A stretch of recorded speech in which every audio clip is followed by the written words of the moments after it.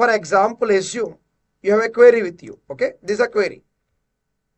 Once you run the query, of course, automatically you see the result from lakehouse or warehouse in Fabric, right? And you get a chart. Important. Here we get suggested charts automatically. See there? We get some charts automatically.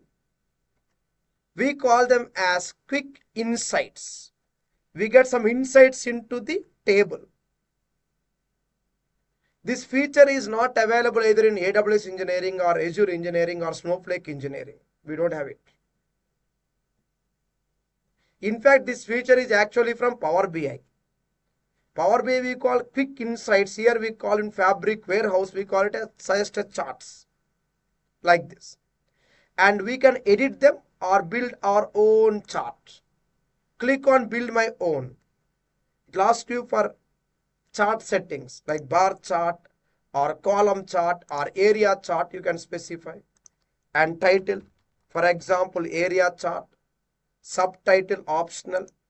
And X value, say you want to have class wise product total sales like this. See there, something like this. And total tax. For some comparative values or comparative reporting. And stack. You can also have stack values, etc. So what we are learning? We are learning how to build our own chart like this.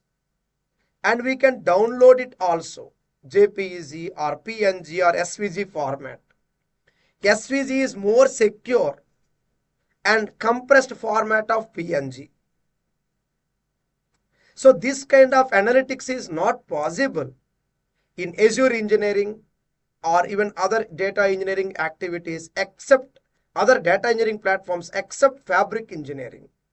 So Fabric is very streamlined, straightforward for data analytic projects. Try to do this.